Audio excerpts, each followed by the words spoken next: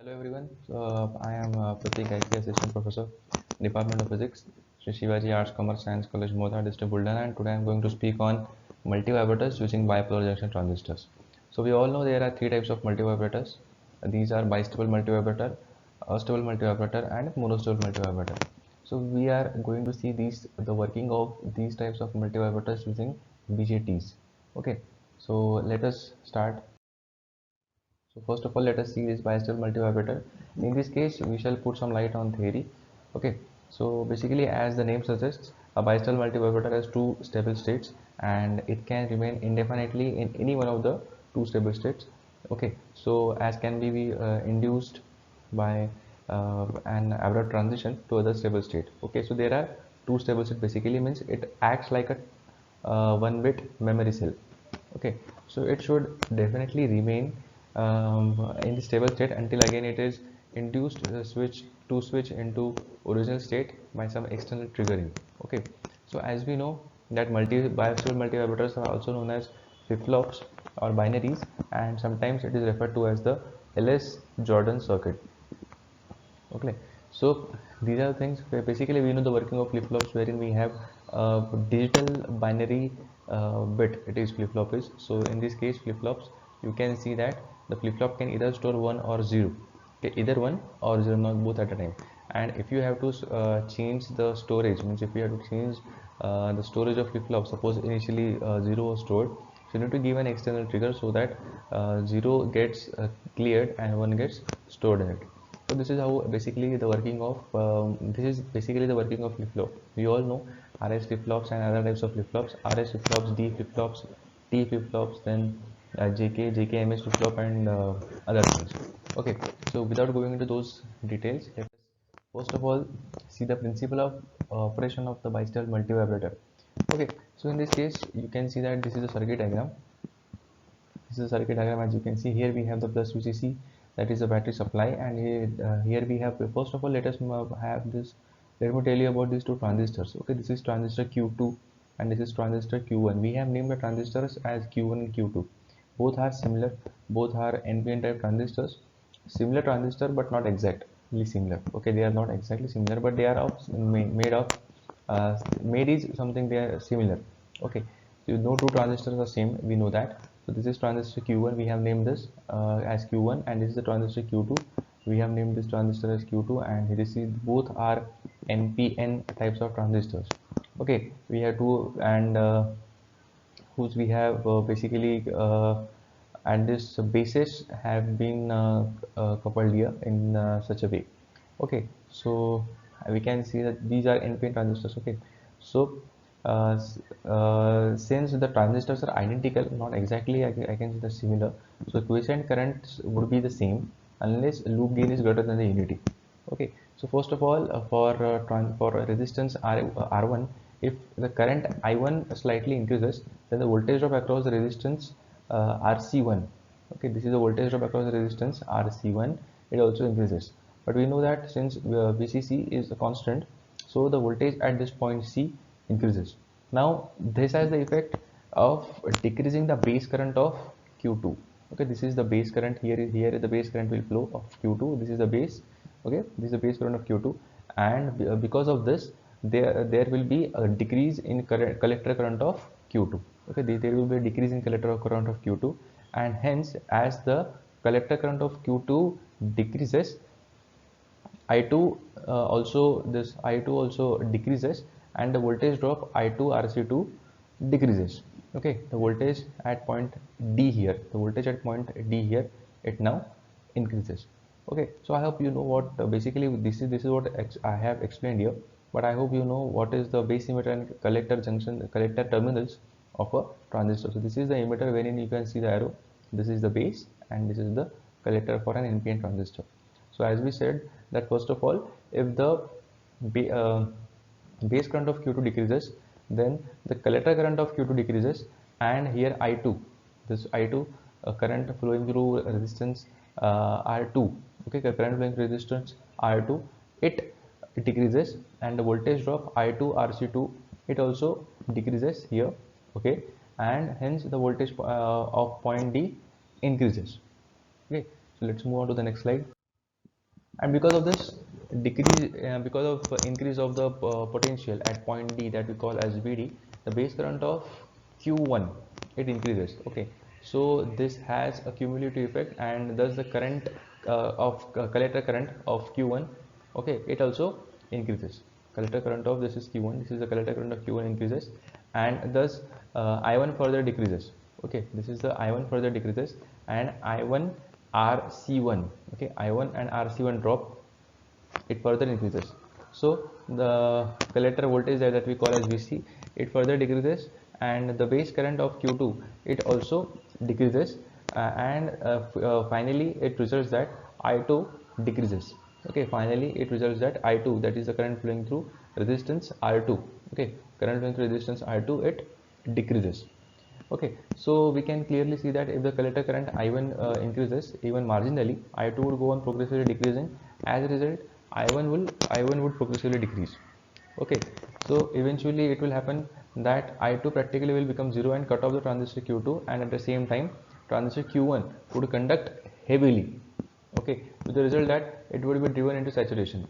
Thus we can say that if this I2 is the current I2 flowing through Q2, transistor Q2 is 0, and if transistor Q1 conducts very largely, and if it is in the saturation state, we can definitely say that Q2 becomes off and Q1 turns on. Okay, so we can similarly show that if I2 increases even marginally, similar operation will take place. Okay, similar sort of operations will take place, and this will result that ultimately Q2 will turn on and Q1 will turn off. Okay, so this was all the implication that I just actually prepared a background. Why?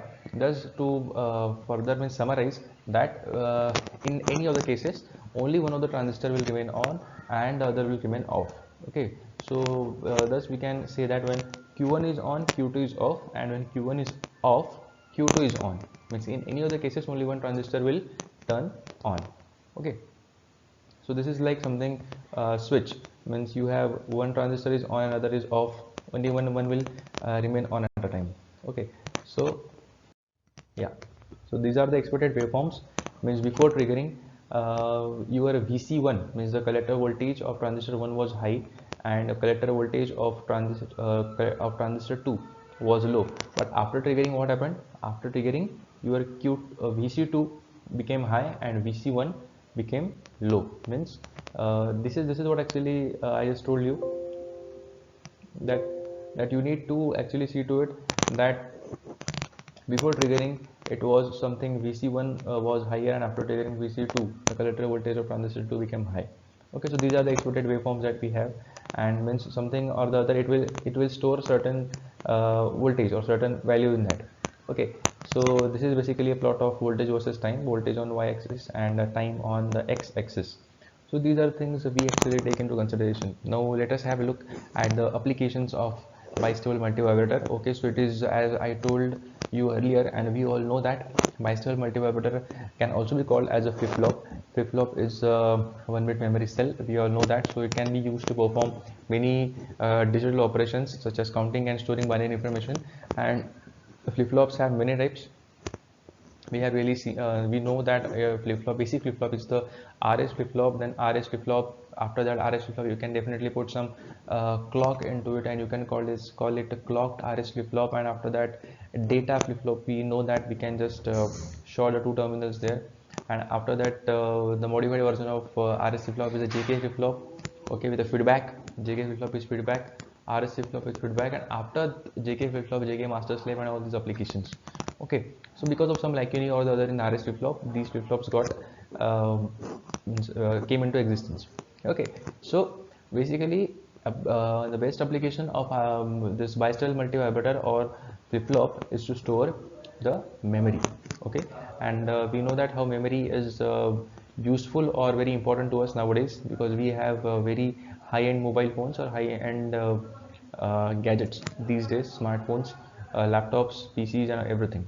Okay, and its second application is like it is used in generation and processing of pulse type waveforms. Okay, pulse type waveforms it is used to generate this bistable multivibrator. Okay, so pulse type means what? Momentarily it will go high and momentarily it will at other moment it will become low. So this type of pulse type waveforms it was used to generate. Okay, so this is the all about bistable multivibrator. And going ahead, we shall now have a look at the astable multivibrator. So as its name suggests, that astable multivibrator does not have any stable state. Means like the bistable multivibrator, it had two stable states. Of course, not both at a time. Okay, in case of bistable multivibrator as well, it had two stable states, but not both at a time. Means two different stable states, but one stable state got occupied at once. Okay, so as in this case, in the case of astable multivibrator. Okay, so in this case of astable multivibrator, let me tell you that we have to say to it that it does not have any stable state. Multivibrator does not have any stable state, so it has basically two quasi stable state, wherein momentarily it goes high and comes to again its original state. Okay, so two quasi stable states, so it keeps on switching between these states. Okay, so and moreover no external triggering is required in this case. So a stable multivibrator cannot indefinitely remain in any of these two states. The two amplifiers of an unstable multivibrator are regeneratively cross coupled by a capacitor. Okay, so these are the capacitors that you can see. This is C2 capacitor and this is the C1 capacitor.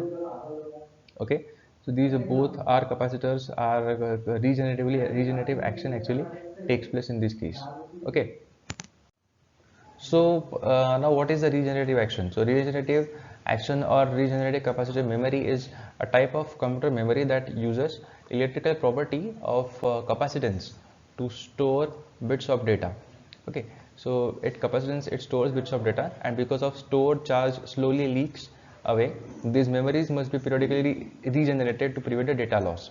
So this is what regenerative action is. Means you know that once a capacitor is charged, here in this case it does not remain charged for very long. It keeps on getting discharged, and that is why it keeps on losing its memory. Okay, so again after some time its memory needs to be refreshed. So this is what we term as the regenerative action of a capacitor. So this is what basically is this is basically the work of capacitor here in this coupling of the transistors. As we have mentioned here that we again have here two BJTs. This is the transistor Q1 again and transistor Q2. Both are coupled here, and we have both types as NPN transistor as we mentioned earlier, and we have actually here given 2 points as point A, B, and the other 2 points are point C and point D here. Okay, so let us have once we have studied this circuit diagram, let us have a look at the principle of working of operation. So a collector coupled astable multivibrator, we have an NPN transistor as shown in the figure. Okay, so let's move on to the next slide. Yeah, so first of all, let us assume that the circuit actually is in action and it is oscillating, that is it is switching between the two states. Okay, on off it is switching between the two quasi stable states, it is switching between. And further let us assume that transistor Q2 this transistor Q2 is on and this transistor Q1 is off. Okay, so now since we have Q2 is on, as Q2 is on, the capacitor C2 charges through resistance RC1. This is the resistance RC1, and the capacitor C2 charges through resistance RC1. Okay, and now the voltage across C2 becomes plus VCC. Momentarily, it derives the voltage VCC from here. That is the battery voltage. Okay, the capacitor C2 gets charged through resistance RC1. Okay, and now the capacitor C1. Now let us have a look at this capacitor C1. It discharges through resistor R1. Okay, it discharges through resistor R1. Okay, the voltage across, now we can say that voltage across C1 is about to start discharging and is VCC. Okay, so we have here assumed that the capacitor C1 gets charged to VCC when Q1 was on. Okay, So now as C1 discharges, this C1 gets discharged, it starts to discharge. Okay. Now as gradually C1 starts to discharge, the potential at this point A becomes more and more positive. Means as this capacitor starts to discharge, the potential at A becomes more and more positive. It goes on increasing, and eventually it potential at A becomes equal to the cut-in voltage that we have termed here as V gamma. Okay, with the potential at point A, that is VA, becomes equal to the cut-in voltage, that is V gamma. Okay, and that is the transistor, that is the voltage of transistor Q1. So let me just mention a few things here. That we have basically an NPN transistor. Okay, we have basically employed an NPN transistor in this case. Q1, Q2 both are NPN transistors. So here Q1 transistor and Q2 transistor being of NPN type. So emitter and collector are of N type, and the base basically is of P type. In both the cases, for both the transistors, we have the bases of P type. Okay, we have P type bases here. So in this case, as the bases are of P type, so in both the cases, whichever case means in whichever way we want to turn the transistor on, whether Q1 or Q2, we need that the potential either at point A or at point B must be positive. Okay, must be equal to the cut-in voltage of the transistor. It must be positive. Okay, had we considered the other case of PNP transistor, so we would have wished that the potential at point A and point B would have to be negative. Okay, but here as we have NPN transistor in both the cases, so we actually expect for any transistor to turn on, the potential at those respective points of A and B for transistors Q1 and Q2, it must be positive, and at the stage where the voltage equals the cut-in voltage, so at the same time the transistor, that respective transistor turns on. Okay, so for at potential at point A, if it is termed as VA, so if VA is greater than V gamma, okay, gamma is some constant that we have taken, so for VA is greater than V gamma, transistor Q1 turns on and it starts conducting. Okay, so as we had seen earlier by the transistor action cases, so when Q1 is on, we take Q2 transistor as off. Okay, so again in the same way as we had described earlier, that when Q2 is on, transistor C2, sorry, when transistor Q2 is on, capacitor C2 charges through RC1, voltage across C2 is VCC, and then C1 discharges through resistor R1, and voltage across C1 starts discharging through R1, and potential at point A becomes starts to become positive, and at the time when it becomes positive, so this cut-in voltage, it equals cut-in voltage, transistor Q1 starts conducting. So similar is the case, and this potential, okay, so Q1 starts conducting means it turns on, and then it makes Q2 off. So Q2 off and Q1 on, this is the case. And similarly, then the process will take place when we consider Q1 is off and Q2 is on. Okay, so similarly, when Q1 is on, Q2 becomes off, and similar operations we can say when this Q1 becomes Q2 is off and Q1 is on. Okay, so these are the cases we can really consider. And going ahead, thus with Q1 on and Q2 off, the capacitor C1 charges through resistor RC2 and capacitor C2. Okay, this capacitor this capacitor C1 charges through resistor RC2. This is C1, and it charges through RC2, and this capacitor C2, okay, discharges through resistor R2. Okay, so as the capacitor C2 discharges more and more, so the potential at point B becomes less and less negative, and it starts becoming positive. Okay, and again in the similar case as we had discussed, that when the potential at point B becomes equal to V gamma, means VB is equal to V gamma, or it becomes greater than, slightly greater than V gamma, so Q2 starts conducting. Q2 starts conducting means Q2 starts conducting means Q2 turns on, and Q1 becomes off. Okay, so thus this is the case that I just repeated once again, that this case actually happens. Okay, so here thus we can see that when the circuit keeps on switching continuously between the two quasi-stable states. Okay, Huh. Okay, so what happens is we can see here that the circuit keeps on switching continuously between two states. Okay, and basically I'll term those states as two quasi stable state. Quasi stable means that becomes stable for very less moment of time, very less time those states are stable and keep on switching continuously. Okay, and we actually need no external triggering in this case. No external triggering is required in this case.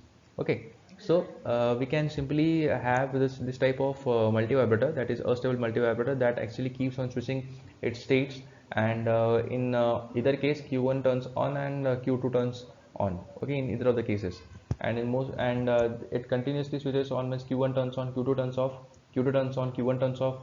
So it momentarily keeps on switching its states, and the switching on of the particular transistor is basically termed as a quasi stable state. Means actually it becomes on, so it is said to be some quasi stable state. Okay, so these are the quasi stable state, not fully stable state. So as the stable states, two stable states are quasi in nature, means they are not fully stable, so we term this type of operation of multivibrator as a non-stable operation of a multivibrator, and hence the name a stable multivibrator.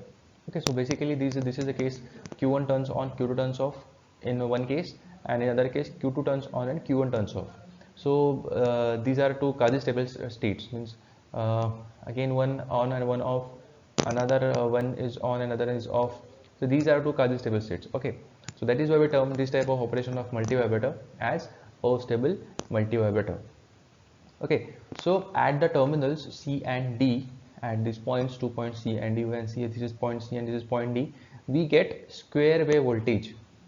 Okay, square wave voltage. What is square wave voltage we get at these terminals C and terminal D, and these terminals C and terminal D also do form the collectors of transistors Q1 and Q2 respectively. C terminal forms the collector of transistor Q1, while D terminal forms the collector for transistor Q2. Okay, and at these 2 points, at point C and point D, we get square wave voltage. Okay, so I hope these things are very similar, very clear, and also I actually put in all the theory, wherein definitely you can spend more time reading, means if reading for more stress, for laying more stress upon the working. Okay, so this actually comes very handy at times. So going ahead, these are the sort of expected waveforms wherein we can see that Vc1 is the collector voltage of transistor 1 and Vc2 is the collector voltage of transistor 2. And here clearly you can see that when Q1 is off, the collector voltage is definitely high. Okay, when Q1 is on, the collector voltage is definitely high, and Q2 is off, the collector voltage is definitely high. Q2 is on, that is why the collector voltage is high here, and again it dips to 0 when and in this case when it dips to 0, Q1 turns on and Q2 turns off. Okay, Q2 turns off, as we have seen the action actually that takes place. And once again, because of the unstable nature or the quasi periodic nature of the multivibrator, what happens that again we have Q2 as Q1 as off and Q2 as on. That is why here again the voltage across the collector of the first transistor is high. Okay, and the voltage across the collector of the second transistor is low again, and that is a momentarily it dips down, and it comes again to the next stage, that Q2 turns on and this again we have Q2 here again turns off and Q1 again turns on. So these are the cases that we actually see. So this takes place periodically with respect to time. Okay, this is the case here. And if we see this plot for Vc2, again Vc2 versus time, so you can see here that Vc2 again dips to 0 here, and in this case it equals Vcc. Okay, and again it dips to 0 momentarily. So actually I did the same case when I told you that in this case again here, if you see this complete this line here, this dotted line, if you see here, so it will indicate always that Q1 is off and Q2 is on. Okay, so whenever you have a Q1 as off and Q2 as on, so your Vc1 will be high for Q1 as off, and Vc2 will be 0 when Q1 is off and Q2 is on. And similarly, coming on to this state where you have Vc1 means collector voltage as low. So collector voltage low means Q1 is on and Q2 is off, while you have the collector voltage it is VCC when Q2 is off and Q1 is on here.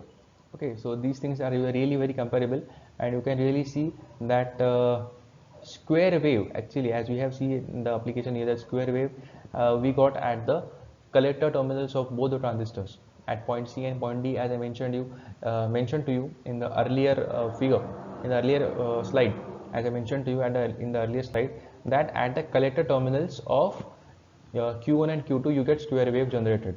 So this is what square wave we have got generated, that at collector this is the VC1, means the potential of collector of transistor Q1. So that was point C. We got here square wave. Okay, we got here square wave. And VC2, what is VC2? VC2 is the collector potential of transistor Q2, and that formed the point D. Okay, that formed point D where you get square signal. So this is the square wave actually that got generated. So all these are the time series. Okay, so this is the time plot. VC1 versus time, and this is VC2 versus time. We have got square signal, and this is the case. These are the cases wherein you can see the transistors are on and off. Okay, so this unstable multivibrator is used to generate clock pulse string. Okay, so it is used to generate clock pulses, means square wave signals. It is used to generate, as we can see, the waveforms, and as you can see those things. So these waveforms basically are expected waveforms. As we can see, these expected waveforms. So these are obtained on the CRO. Okay, so if we have actually seen the theory. Okay, we have seen the theory, its working principle, the circuit diagram. We have seen everything, how the circuit works. But if you wish to see such types of waveforms, you definitely need to work in lab, and these sort of waveforms can be observed on the CRO, that is the cathode ray oscilloscope. Okay, so with proper connections you can definitely get these type of square waveforms. So again, signal generation definitely has taken place, but to visualize them you need to use a CRO. Okay, so now turning to its applications where we use. So these type of means a stable multivibrator can be used where we need a clock pulse train of low frequency, like such a function generator. It is used to produce certain types of waveforms, and it is used in signal generation.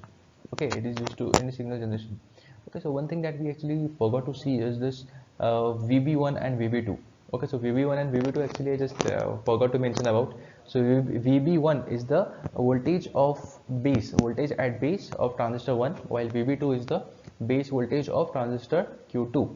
Okay, so here initially what we had seen, if Q1 is off means it does not receive any sort of input to its base. Okay, its base is negative. So its base being negative, it does not turn on, and thus Q1 remains off. VB1 is very low, is very low, 0, or in fact negative also. So VB1 does not produce any. VB1 has got no positive thing. So that is why the transistor Q1 remains off. Okay, but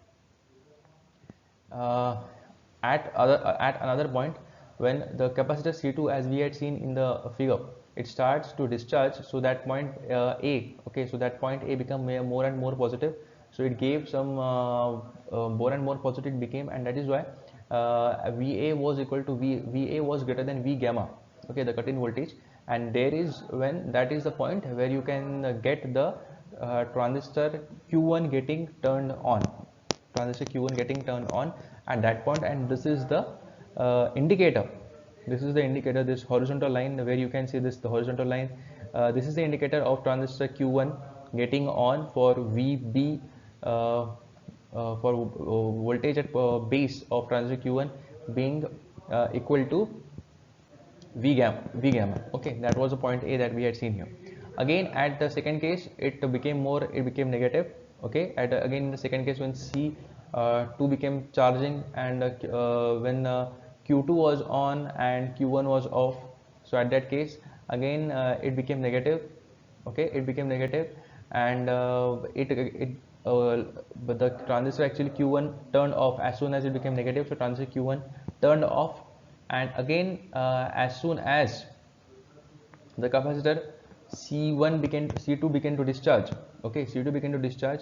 It again actually got some impetus, and the point A actually became more and more positive, and the voltage equaled V gamma at point A there that we had mentioned. So voltage at point A become equal to V gamma, and the voltage greater than that, the transistor Q1 started conducting, and that is why we got here Q1 as on and Q2 as off, and that is why this is the base voltage that we have to take into consideration. And similarly here also the same case happened in the other cycle. Okay, so here is the same case for B2. VB2 is the voltage at base of transistor 2, that is Q2. So here again similarly the case happened that here when Q1 was off, so Q1 was off means we had Q2 as on, and that is why the base was really, we have the base we had, it was on means definitely it had some this positive voltage at its base, and its positive voltage actually dipped after Q1 turned on. It actually crossed 0 as well in the negative region, so it went below, and in that case Q1 turned on and Q2 was off here. So in this case Q2 was off, and after a certain time again the base at this transistor, the base of the transistor Q2, okay, it received voltage. Okay, it received voltage, it became more and more positive as the capacitor C1 began to discharge. That is why the point B actually became, the voltage at point B became greater than V gamma, the cut-in voltage, and it started conducting. Okay, so this is what the graph actually we have. And again similarly we can just gauge or analyze the working in this and this region. Okay, so respectively for the cycles when the transistor Q this transistor Q1 turned on, so we had VB2 was definitely 0 or less than voltage at VB2, voltage at base of the transistor Q2 was less than 0 or 0 also, and it was off. Again Q1 was on, and similarly here. So these are the cases, means these are the expected waveforms. Okay, these are the expected waveforms that we get, and you can definitely check. Okay, you can definitely check these, or rather to use a better word that I used earlier was to visualize. So rather to visualize, you can visualize these waveforms on the CRO if you really work in lab. Okay, so as I mentioned it to you earlier, the applications of this was like something we have used this, we can use this anywhere where we need to generate a clock pulse train. Clock pulse means we, whenever we need to give some input constantly to a circuit in terms of square wave signals, so we can use an astable multivibrator there. Okay, we can use it to produce certain waveforms, and also in sort of signal generation in signal generator circuit, as to generate this square wave we can use this astable multivibrator. Okay, so astable, we have seen the use of this bistable multivibrator, we have seen the use of now astable multivibrator, and now comes the turn to lay some focus on this monostable multivibrator. Okay, so first of all, monostable multivibrator, as you can read, it has simply one stable state. Okay, mono means one, so it simply has one stable state, that is why we aptly call it as a monostable multivibrator. Okay, so monostable multivibrator is nothing but it is a multivibrator that has only stable state. Okay, so and the other state being quasi stable. Okay, so other stable being quasi stable means momentarily one stable state it has, momentarily it goes to the other state and comes back to its stable state. That is why the other state is quasi stable. Okay, so normally normally the multivibrator is in stable state, but when an external triggering pulse is applied, it switches from the stable state to quasi stable state. Yeah, that is true. Means once when you apply that, as I mentioned earlier, that once it has stable state, if you apply a triggering pulse, it will momentarily go to its another quasi stable state and come back to its original stable state. Okay, so actually when going into, means when delving into this this thing of electronics, I just came on to one more thing, that in our physics, that is, there is always we say that any system tries to achieve minimum potential energy, and tries to be stable. So that is what actually I just came across this thing, that any circuit that actually goes to stable in the quasi stable state after applying any some external trigger, it actually comes back to its stable state. Means it actually tries to attain minimum potential energy, something like physics actually I got embroiled into. So but this is not the case. Let us really put our focus more onto this monostable multivibrator. Okay, so this monostable multivibrator, as its name suggests, it has one stable state, and one certain external trigger is applied, it momentarily goes on to that quasi stable state and comes back to its normal stable state. Okay, so yeah, as we had mentioned earlier, it is simply written here that it goes to a quasi stable state and comes back to its stable state without any application of external triggering pulse. So this is what is the main thing. Okay, means it simply goes to the quasi stable state. It was initially in its stable state. After application of certain external trigger pulse, it went to the quasi stable state, okay, and came back to its stable state without external trigger pulse. Okay, only to take the monostable multivibrator from stable state to the quasi stable state, we need the external triggering pulse. While it being in quasi stable state, to bring back it from the quasi stable state to its stable state, we don't need to apply the external triggering pulse. Okay, kindly note this thing, that once the multivibrator is in quasi stable state, it automatically reverts, it automatically comes back to its stable state without any application of external triggering pulse. Okay, but to take the multivibrator from its stable state to the quasi stable state, an external triggering pulse need to be applied. Okay, so external triggering pulse needs to be applied. Fine. So in that case, from to bring that from quasi stable state to its stable state, we don't need to apply any triggering pulse. Kindly note this thing. Okay, so this is the principle of operation. First of all, we shall see the principle of operation. Okay, so this is basically circuit diagram that we have. Okay, okay, so this is a circuit diagram that we have, and it again consists of two transistors, as we have seen. Both transistors are of NPN type, okay, and are of similar, you can say identical, but not exact in its construction, because no two transistors are exactly similar. Okay, that is why the transistor action takes place, and at any instance whenever we switch on the circuit, any of the transistors can turn on first. Okay, without caring about the state of second, or okay, so any of the transistor can turn on, and thus the transistor action actually takes place. So as we had mentioned here, that we need to apply some external triggering pulse, and external triggering pulse need to be applied in this case. That external triggering pulse we have here. Okay, the external triggering pulse we have here, and it is in the case, it is in the form of this external triggering pulse, and we give this pulse through the capacitor C1. Okay, here is the diode. Here is a diode that we can see, D4 diode we have. Here is the resistance. Here is the resistance again. This is capacitor. Okay, and yeah, so this is the basic circuit diagram. Here is the resistance, and the base of this is given some negative voltage.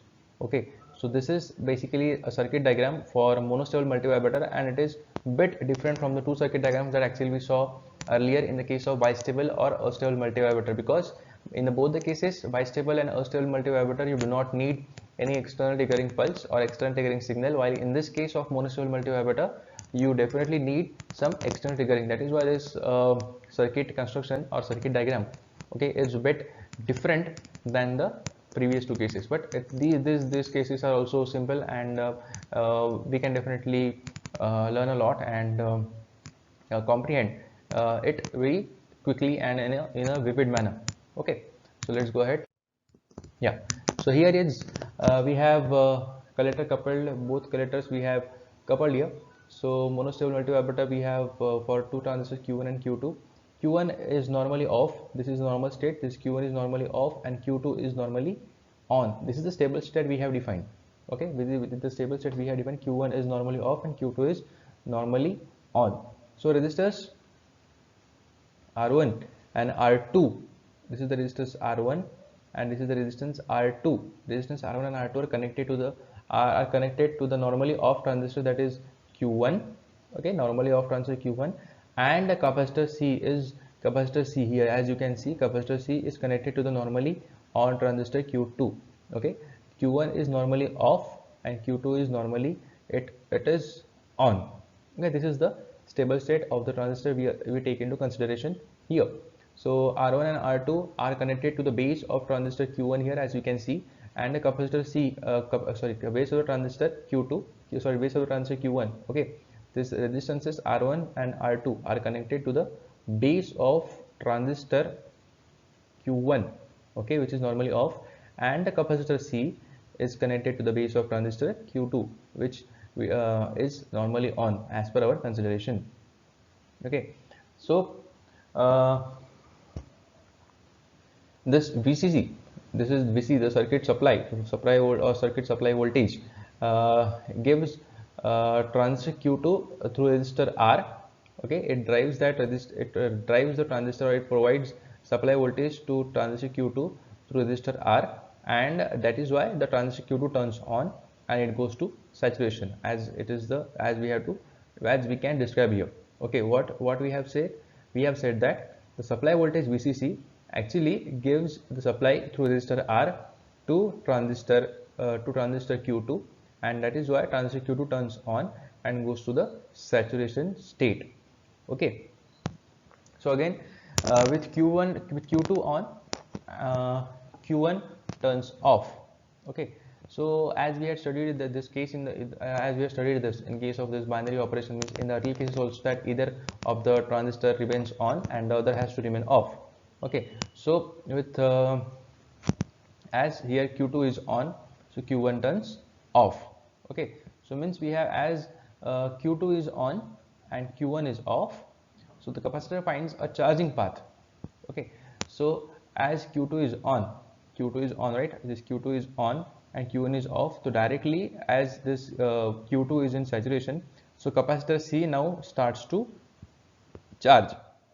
Capacitor C now starts to charge. The voltage across capacitor C is VCC with opposite polarity. That's right.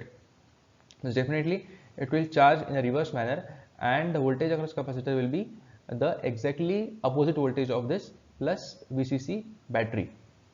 Okay, so that we have again considered that this is a quite normal case, that Q2 is on and Q1 is off in our sort of operation. Means just remember this case, in this case of operation of monostable multi vibrator. Okay, and the potential across this capacitor is of negative polarity, then this is sort of VCC. Why? Because of this VCC, this Q2 actually turned on as it received some positive voltage it received through this resistance R, and Q2 went to the saturation, and that is why this capacitor gets charged as of exactly opposite polarity of this VCC. Okay, and please remember, again I am stressing over the fact that Q2 is on and Q1 is off, we have considered here. So let's move on to the next slide. Okay, we have considered that Q2 is on and Q1 is off. Now comes the role of this negative trigger signal. Okay, so now a negative triggering signal is applied to the collector terminal of Q1. Okay, collector terminal of Q1, we have applied this negatively triggered signal is applied at the collector terminal of this transistor Q1. Here please see this laser pointer. Okay, at this laser pointer where I have stressed here, it is applied to this this negative terminal. Okay, at this negative terminal. So again it is transmitted to the base of this transistor Q2. Okay, as you can see, this collector terminal of this Q1 is connected to the base of this transistor Q2. Okay, so negative terminal means when the triggering signal is negative, so of course the collector will become negative, and it is simply transmitted to the base of this transistor Q2, which will make base of Q2 negative, and that is why it will immediately turn off. Okay, it will immediately get turned off. Okay, so now this is the role, this is diode here that you can see, this is the diode. Let me just before we move forward to the working of this transistor in detail, let me just lay your attention, let me just lay your stress over this diode. This diode is this is a diode, and its cathode is facing the negative terminal. Okay, its cathode is facing the negative triggering signal. Its cathode is facing the negative triggering signal, and this is the anode.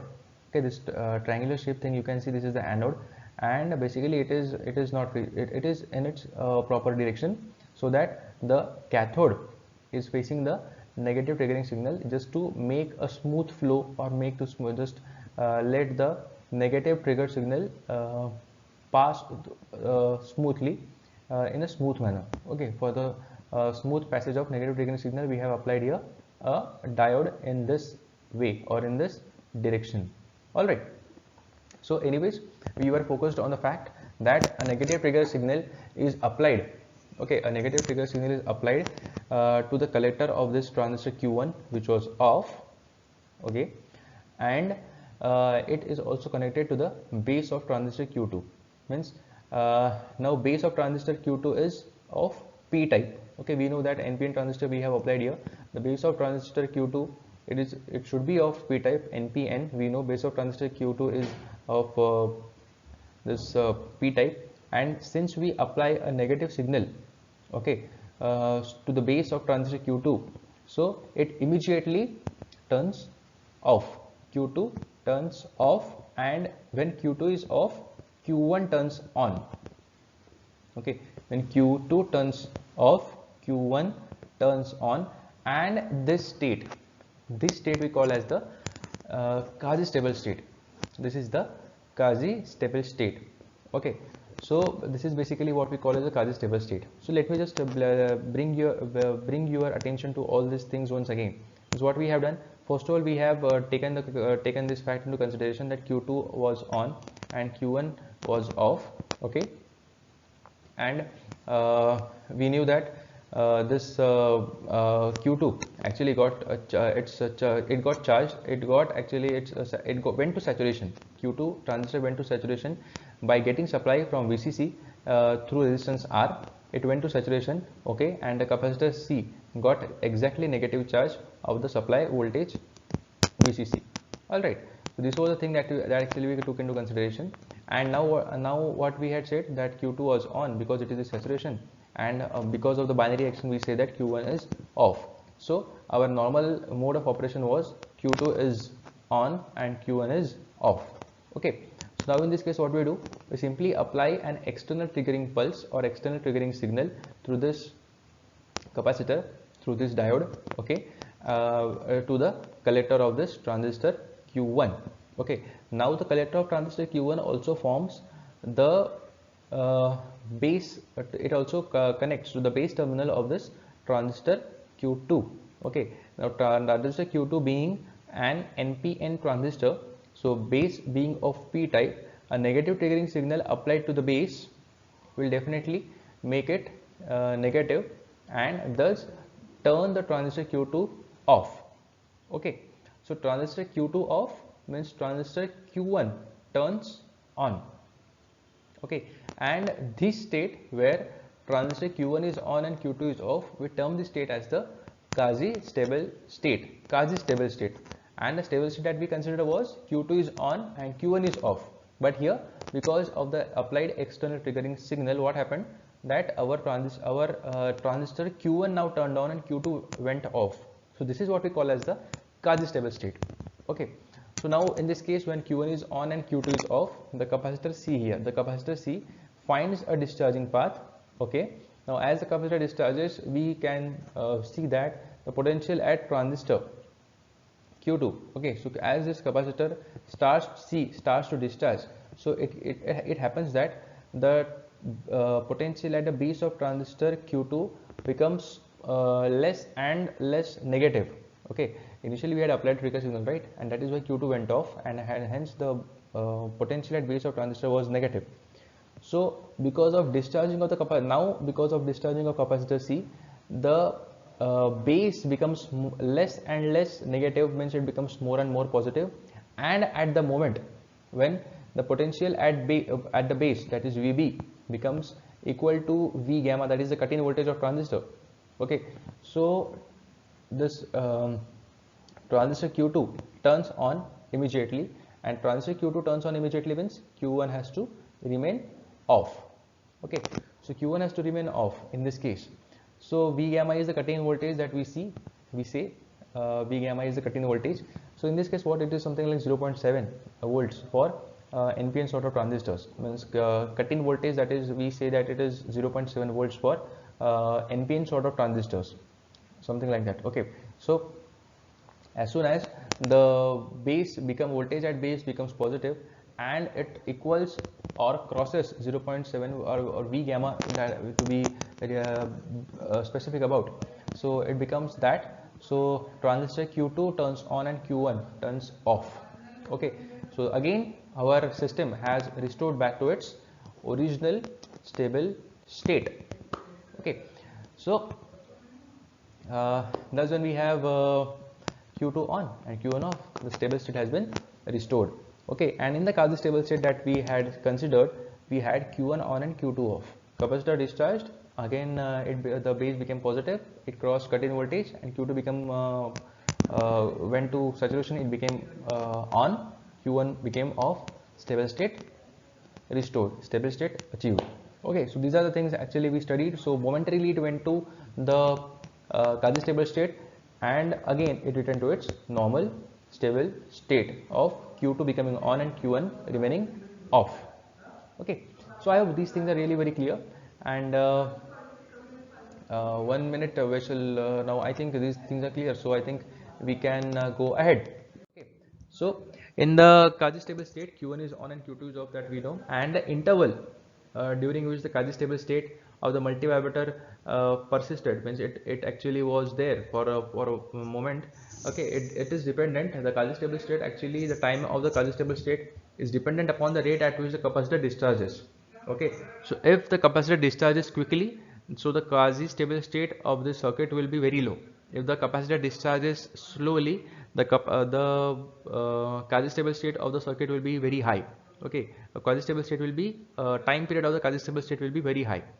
Okay, so if it depends on the discharging of the capacitor, slow discharge, quasi stable state will be for a long period of time, and if the capacitor discharges quickly, then the quasi stable state of the capacitor will be for a very less time, very low time.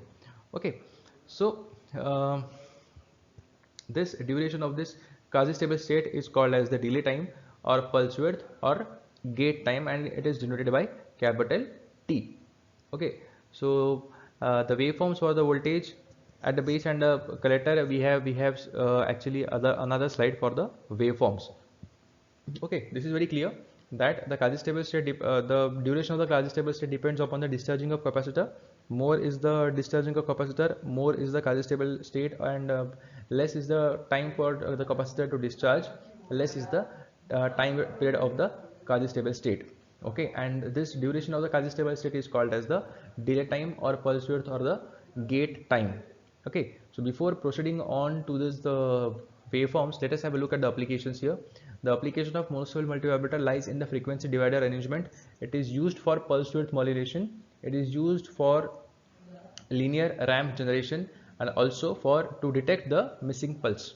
Okay, so these are the 4 types of applications that monostable multivibrator actually finds its uses in, and these are the expected waveforms. Okay, these are the expected waveforms. This voltage at capacitor 2, VC2, VB2, VC1 and VB1.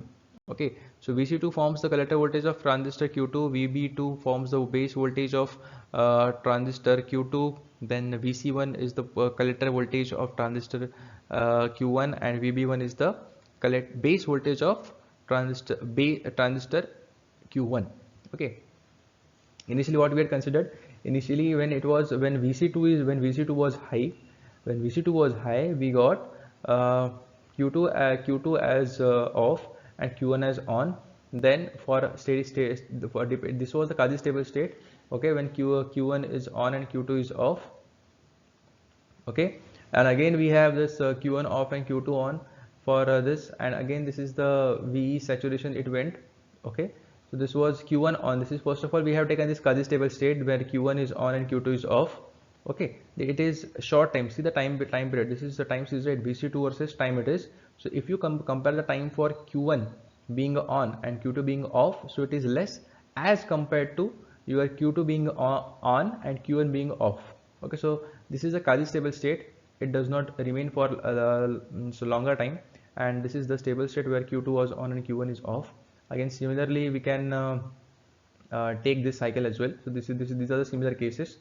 Okay, so VB2, again the case of cut-in voltage, where in first case when Q2 was for this quasi stable state, we had Q2 was off. Okay, for the quasi stable state Q2 was off and Q1 was on. So definitely the VB2 was negative because it was the time when external triggering pulse was applied. Okay, so that is why VB2 was negative. VB2 was negative, and as soon as our Q2 turned on, why? Because VB2, the voltage at base of the transistor Q2 was positive, and that is why it turned on. Okay, so as you can see here, it crossed the cut-in voltage. VB was greater than V gamma that we actually mentioned also. And similarly here also, when external triggering pulse was applied, our transistor again this it went off, and it actually we got as Q1 was on. Okay, Q2 was off. Okay, in this case as well. So similarly here in the case of this collector VC1, that is the base, that is the collector of transistor Q1. Okay, it was really low, the voltage was low at that time, and then next moment it actually equal to VCC when Q2 was on and Q1 was off. And similarly in the another case of quasi stable state, we got that VCE it was at its lower voltage. Okay, and this is the again the case of VB1, that is V gamma, that we see here. Okay, so in this case also again we have VB1 when Q1 was on and Q2 was off. VB1 was at high state, at its high, and again when Q1 became off and Q2 was on, it became low. Okay, so these are the basically plots of collector voltages of both the transistors versus time, and the plots of voltages of bases of both the transistor versus time. Okay, these are the expected waveforms, and as I mentioned earlier, in the case of this both the cases like bistable and astable multivibrator, if you wish to see this type of waveforms, you need to work in the lab and use a CRO to view this. Okay, so definitely it was a very great experience to share my knowledge of bistable, astable and monostable multivibrators with you, and hopefully you might have got acquainted with all these things, wherein you actually have got knowledge about this bistable, astable and monostable multivibrators. So it is really from a great I also would like to express my heartfelt gratitude that you spend this much time to view this lecture, wherein I attempted to explain bistable, stable and monostable sorts of multivibrators using bipolar junction transistors, their working principle, theory, and also the expected waveforms along with the applications of all these things. So I really thank you a lot for watching this lecture, and if you have any sort of questions, please post that in the comment section. So again, I would like to have a grateful thanks from my side, and I would like wish to end my lecture here. So thanks a lot once again.